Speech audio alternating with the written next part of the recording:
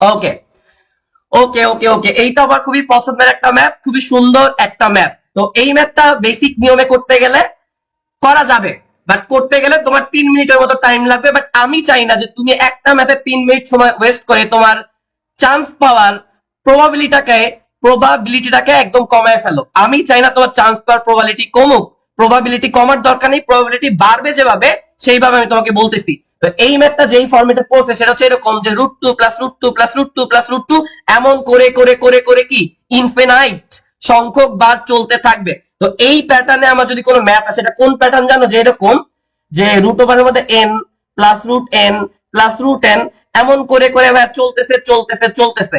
তো এইখানে আমার যদি সেম জিনিসটা বারবার রুটের মধ্যে রিপিট হয় এবং মাঝখানে চিহ্ন যদি থাকে প্লাস, মাঝখানে চিহ্ন যদি আমার থাকে প্লাস, এই ক্ষেত্রে আমার যেই অ্যান্সারটা হবে সেইটা হবে হচ্ছে 2 cos pi divided by 2 to the power n+1।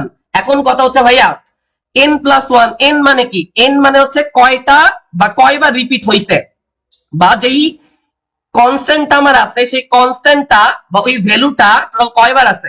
এখানে ভ্যালুটা হচ্ছে আমার কত, 2, তাই না? তো একবার, দুইবার, তিনবার, চারবার আছে, যে চারবার আছে আবার n এর মানটা হচ্ছে 4। কারণ অ্যান্সারটা কি হওয়া উচিত, 2 cos pi divided by 2 to the power n+1। 4+1 মানে কত, 2 to the power 5। এই 2 to the power 5 এর মান কত বাচ্চারা, 32।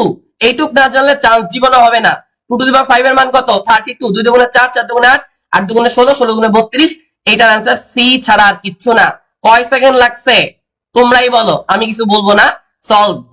এটা তুমি কইরা দেখো যে 2 cos পাই ডিভাইডেড বাই কত আসবে, 32, ডান এন্ড ডাস্টেড। সো